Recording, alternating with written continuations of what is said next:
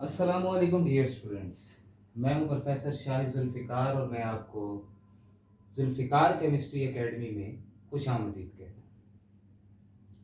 हमारे गुज़िश्ता लेक्चर में हम लोगों ने ऑर्डर ऑफ रिएक्शन से मुतल्लिक मुख्तसरन बात की थी।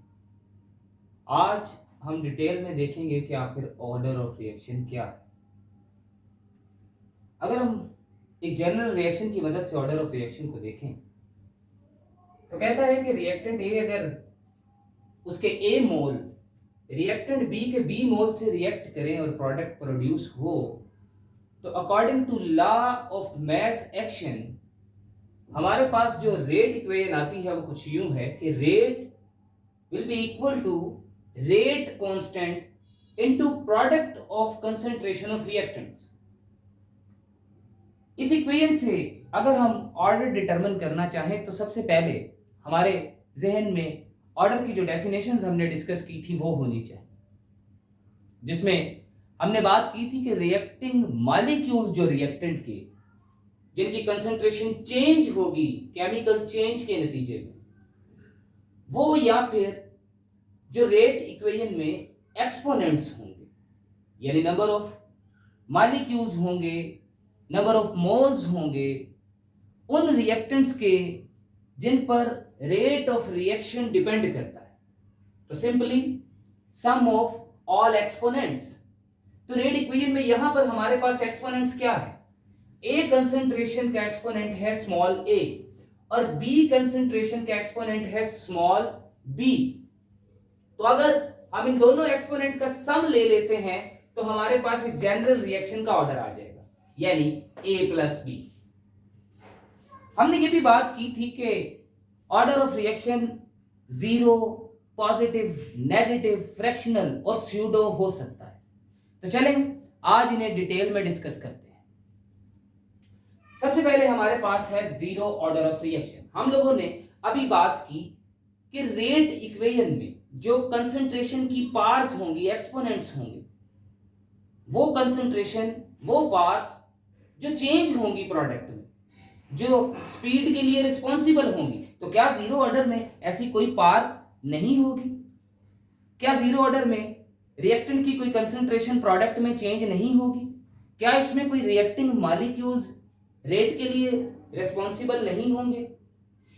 तो कहता है कि ऐसा नहीं है कि इसमें रिएक्टेंट प्रोडक्ट में कन्वर्ट नहीं होगा, बिल्कुल होगा, लेकिन किसी एक्सटर्नल फैक्टर की गैर मौजूदगी में वो रिएक्टेंट प्रोडक्ट में कन्वर्ट नहीं हो सकेंगे। यानी रिएक्टेंट को प्रोडक्ट में कन्वर्ट होने के लिए, रिएक्टिंग मॉलिक्यूल्स को एक्साइट होने के लिए उन्हें किसी एक्सटर्नल फैक्टर की जरूरत हो। फॉर एग्जांपल अगर हम फोटोकेमिकल रिएक्शंस की बात करें, जैसे कि हमारे पास फोटोसिंथेसिस है। फोटोसिंथेसिस का अमल सनलाइट की एब्सेंस में नहीं होता, यानी फोटोसिंथेसिस के लिए सनलाइट की प्रेजेंस जरूरी है। मॉलिक्यूल्स को एक्साइट करने के लिए, उन्हें वो पर्टिकुलर एनर्जी देने के लिए जिससे वो इफेक्टिवली कोलाइड करेंगे और प्रोडक्ट में कन्वर्ट होंगे, उन्हें उस सनलाइट की जरूरत है। इसी तरह से क्लोरोफिल पिगमेंट की भी जरूरत है। यानी अगर हम बात करें कि भाई जब तक कोई जो है वो पिगमेंट या कोई कैटालिस्ट जब तक इन्वॉल्व नहीं होगा, जब तक कि उसे अल्ट्रावायलेट रेडिएशन मयसर नहीं होगी, तब तक वो प्रोडक्ट में कन्वर्ट नहीं होगा। यानी रिएक्टेंट की जितनी मर्जी कंसंट्रेशन हो, लेकिन फिर भी रिएक्शन प्रोसीड नहीं होगा जब तक कि एक्सटर्नल फैक्टर्स नहीं हो। तो फिर ऐसे रिएक्शन जो एक्सटर्नल फैक्टर्स पे डिपेंड करते हैं उनका ऑर्डर जीरो होता है। कुछ और रिएक्शंस को देख लेते हैं। अमोनिया की डीकंपोजिशन, जिसमें 2 मोल अमोनिया अगर डीकंपोज होते हैं तो वो 1 मोल नाइट्रोजन गैस और 3 मोल हाइड्रोजन गैस प्रोड्यूस करते हैं। लेकिन यहां पे वो कह रहा है कि ट्रांजिशन एलिमेंट जो है, जो हमारे पास कैटालिस्ट है, जो हमारे पास टंगस्टन है, उसकी गैर मौजूदगी में ये रिएक्शन प्रोसीड नहीं हो। इसी तरह से एक और रिएक्शन हमारे पास है जिसमें हाइड्रोजन आयोडाइड के 2 मोल हाइड्रोजन गैस का और आयोडीन का 1-1 मोल बनाते हैं, लेकिन ये भी रिएक्शन गोल्ड सरफेस के ऊपर होता है, गोल्ड सरफेस इसे कैटालाइज करती है। कैटालिस्ट की गैर मौजूदगी में ये भी रिएक्शन रन नहीं करता। तो फिर ऐसे रिएक्शंस जिनके लिए एक्सटर्नल फैक्टर्स की जरूरत हो, अमूमन उनका ऑर्डर 0 होता है।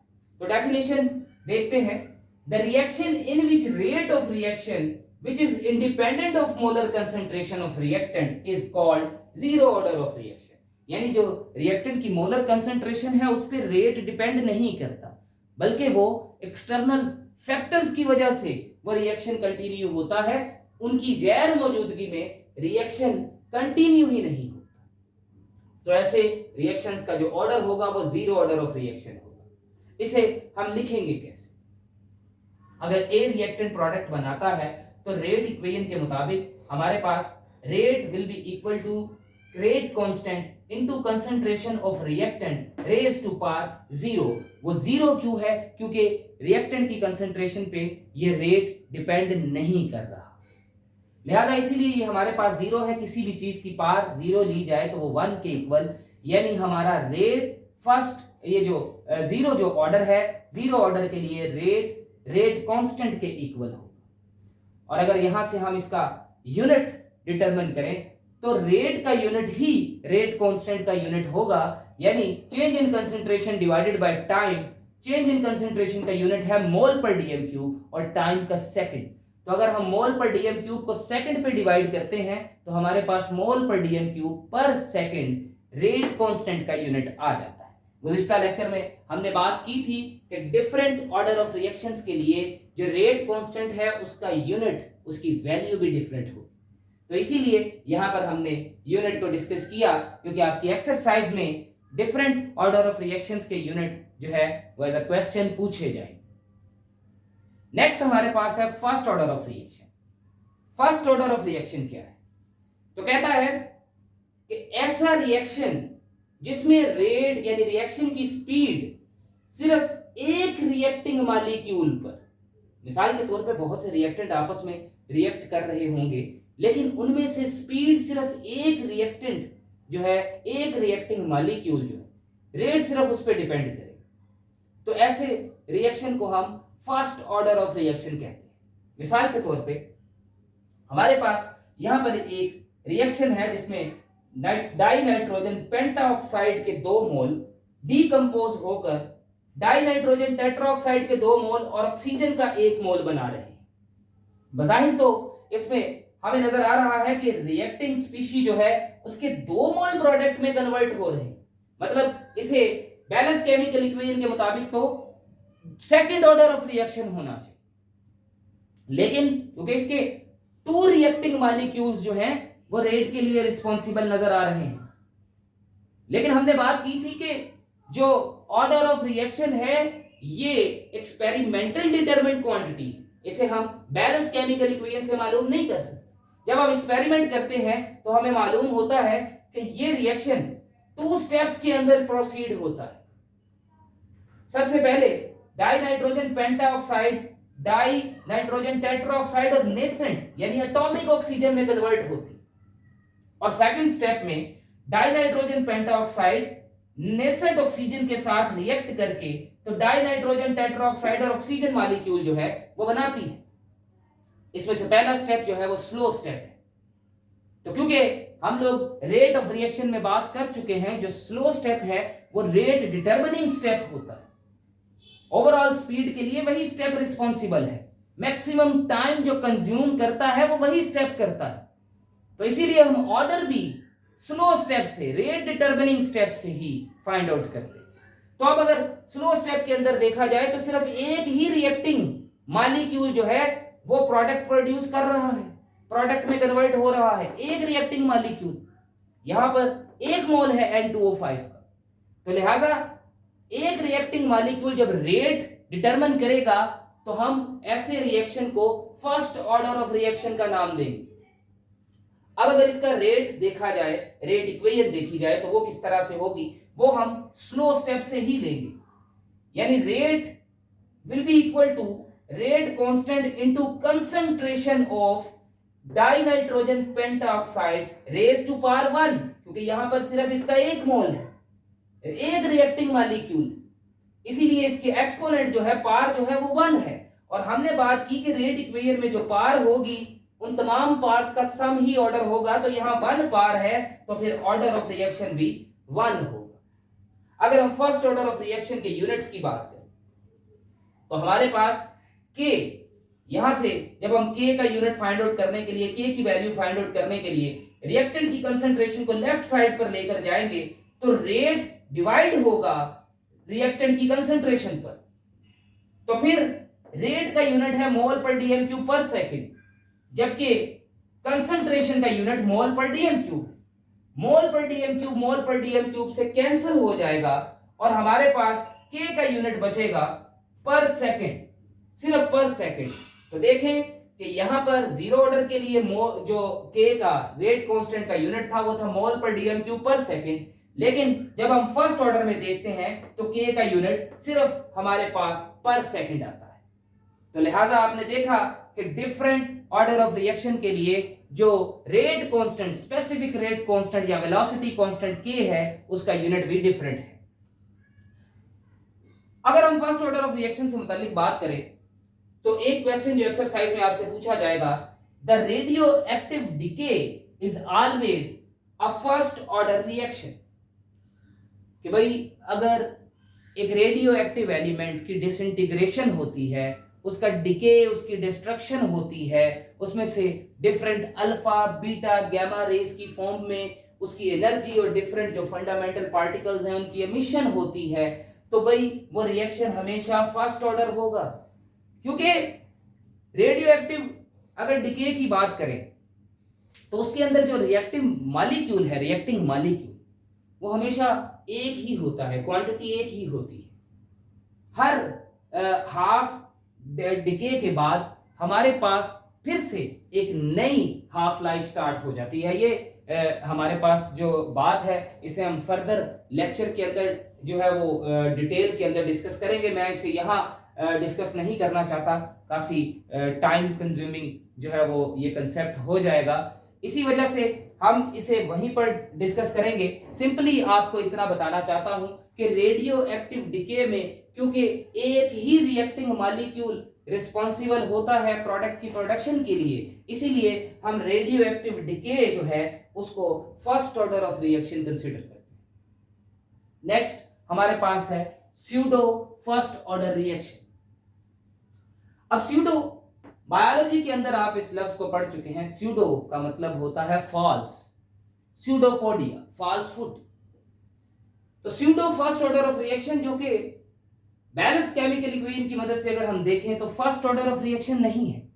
इसमें हमें यहां पर दिख रहा है कि एक जो रिएक्टेंट है वो हमारे पास है tertiary butyl bromide, tertiary butyl bromide है एक हमारे पास, और दूसरा हमारे पास है वाटर।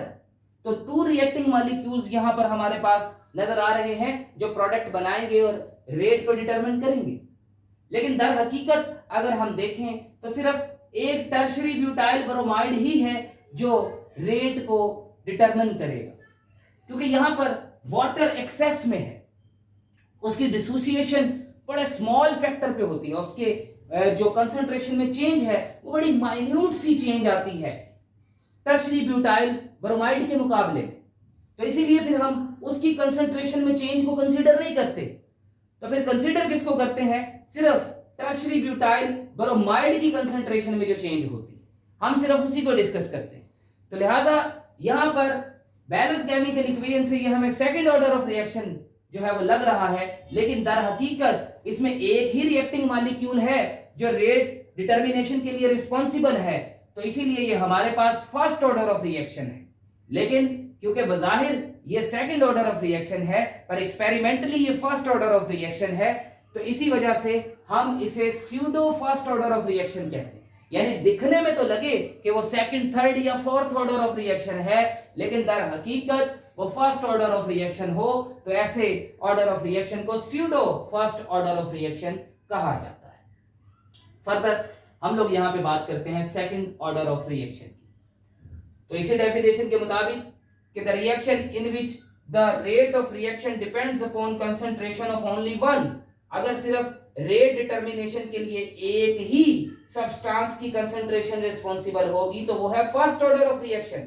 लेकिन अगर टू रिएक्टिंग मॉलिक्यूल्स की कंसंट्रेशन रेट डिटर्मिनेशन के लिए रिस्पॉन्सिबल हो, यानी रेट जो है उसको फाइंड आउट करने के लिए हम टू रिएक्टिंग मॉलिक्यूल्स का सहारा लें, तो हम उस रिएक्शन को सेकंड ऑर्डर ऑफ रिएक्शन कहते हैं। फॉर एग्जांपल, अगर एसिटल्डिहाइड के 2 मोल उनकी डीकंपोजिशन की जाए तो हमारे पास 2 मोल मीथेन और इसी तरह 2 मोल कार्बन मोनोऑक्साइड बनते हैं। रेट इक्वेशन के मुताबिक K into concentration of acetaldehyde raise to power 2 rate के बराबर आती है। यहां पर एक्सपोनेंट 2 है तो एक्सपोनेंट का सम है ही हमारे पास यहां पर 2, तो फिर 2 will be equal to the order of reaction, यानी सेकेंड ऑर्डर ऑफ रिएक्शन होगा ये हमारे पास। अब सेकेंड ऑफ रिएक्शन में अगर हम यहीं से यूनिट डिटर्मिनेशन करते हैं तो K फाइंड आउट करने के लिए एसिटल्डिहाइड की कंसंट्रेशन को हम लेफ्ट साइड पर शिफ्ट करेंगे, तो रेट डिवाइड होगा एसिटल्डिहाइड की कंसंट्रेशन पे जिसकी पार्ट 2 है, तो रेट का यूनिट मोल पर डीएम क्यूब पर सेकेंड, जबकि कंसंट्रेशन का मोल पर DM cube raise to part 2, तो फिर यहां पर 1 मोल पर डीएम क्यूब जो है वो एक कंसंट्रेशन मोल पर डीएम क्यूब जो रेट की कंसंट्रेशन है उससे कैंसिल हो जाएगा और हमारे पास नीचे डिनोमिनेटर में मोल पर डीएम क्यूब रह जाएगा। तो जब आप इसे न्यूमरेटर में लेकर जाएंगे तो मोल पर मोल बन जाएगा और डीएम क्यूब जो पर डीएम क्यूब था वो डीएम क्यूब सिंपली बन जाएगा। इस तरह हमारे पास यूनिट आएगा मोल पर मोल, सॉरी यहां पे मोल नहीं क्योंकि इसको हमने डिनोमिनेटर से न्यूमरेटर में शिफ्ट किया है, तो मोल पर मोल में कन्वर्ट हो जाएगा। पर मोल डीएम क्यूब पर सेकंड हमारे पास सेकंड ऑर्डर ऑफ रिएक्शन का यूनिट होगा। फर्दर हम चलते हैं थर्ड ऑर्डर ऑफ रिएक्शन की तरफ। तो सिंपली जैसे हमने सेकंड ऑर्डर ऑफ रिएक्शन में डिस्कस किया कि अगर रेट ऑफ रिएक्शन के डिटर्मिनेशन के लिए 2 रिएक्टिंग मॉलिक्यूल्स रिस्पॉन्सिबल हैं, 2 रिएक्टिंग मॉलिक्यूल की कंसंट्रेशन चेंज होती है तो वो सेकंड ऑर्डर, और इसी तरह अगर 3 मॉलिक्यूल्स जो है वो रेट डिटर्मिनेशन के लिए रिस्पॉन्सिबल हो, 3 मॉलिक्यूल्स की कंसंट्रेशन जो है वो चेंज हो, ठीक है, तो फिर हम उस जो रिएक्शन है उस रिएक्शन को थर्ड ऑर्डर ऑफ रिएक्शन कहेंगे।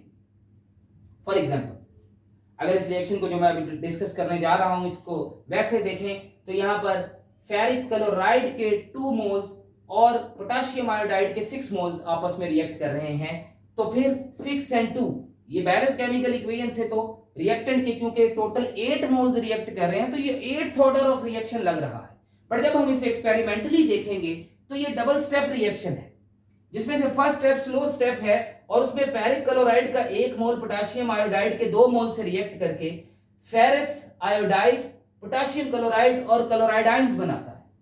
इस स्लो स्टेप के अंदर रेट डिटर्मिनिंग स्टेप के अंदर अगर हम देखें तो पोटेशियम आयोडाइड के 2 रिएक्टिंग मॉलिक्यूल्स फेरिक क्लोराइड के 1 रिएक्टिंग मॉलिक्यूल्स के साथ रिएक्ट कर रहे हैं, लिहाजा टोटल 3 रिएक्टिंग मॉलिक्यूल्स हैं जो रेट डिटर्मिनेशन के लिए रिस्पॉन्सिबल। तो 3 रिएक्टिंग मॉलिक्यूल्स जब रेट डिटर्मिनेशन के लिए रिस्पॉन्सिबल होंगे तो हम उसे थर्ड ऑर्डर ऑफ रिएक्शन कहते हैं। चलिए रेट इक्वेशन से इसको डिटरमिन भी करते हैं।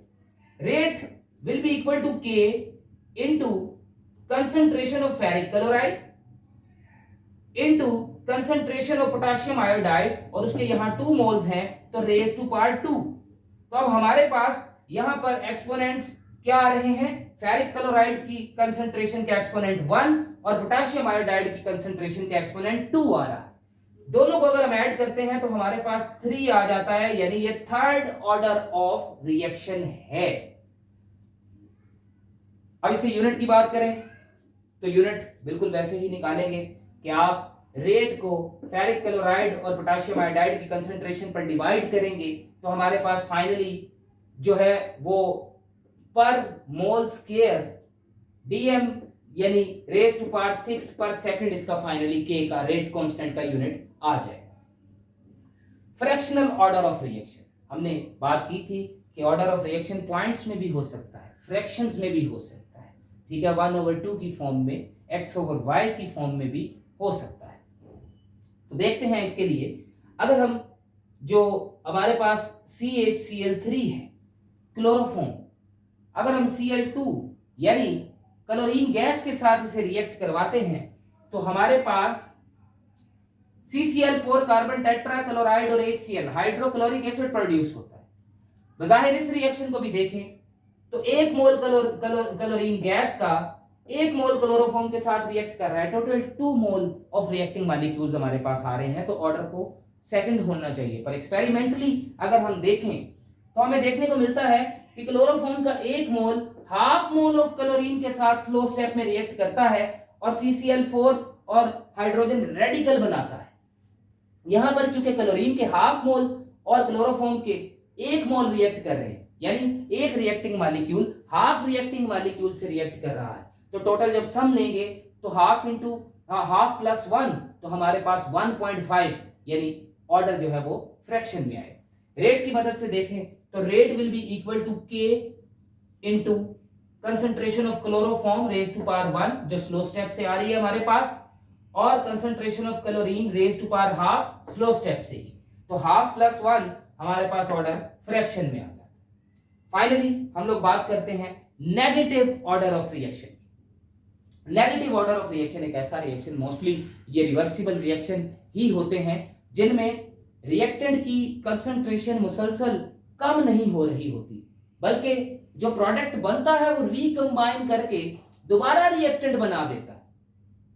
तो क्योंकि रिएक्टेंट दोबारा से बन रहा होता है, रिएक्टिंग मॉलिक्यूल्स जो हैं वो प्रोडक्ट बनाने की बजाय प्रोडक्ट के जो मॉलिक्यूल है वो वापस रिएक्टेंट बना रहे होते, तो ऐसे रिएक्शंस में जिनमें हमारा रिएक्टेंट रिप्रोड्यूस हो जाए तो इन रिएक्शन का ऑर्डर मोस्टली हमारे पास नेगेटिव ऑर्डर ऑफ रिएक्शन होता है। उम्मीद करता हूं कि आप लोगों को ये लेक्चर जो है वो पसंद आया होगा, आप लोगों को ये लेक्चर आसान लगा होगा, लेकिन हर बार की तरह अगर फिर एक मरतबा से आप लोगों को जो है वो बताता चलूं कि अगर आप लोगों को ये रिएक्शन जो है वो इसमें किसी किस्म का कोई डाउट हो तो उसे क्लियर करने के लिए आप कमेंट बॉक्स में अपना क्वेश्चन टाइप कर सकते हैं, और अगर आपको ये लेक्चर जो है वो पसंद आया हो तो उसके लिए आप लाइक, शेयर और सब्सक्राइब जरूर कीजिएगा। आज के लिए बस इतना ही। अल्लाह हाफिज बच्चों, इंशाल्लाह नेक्स्ट लेक्चर के साथ मिलेंगे।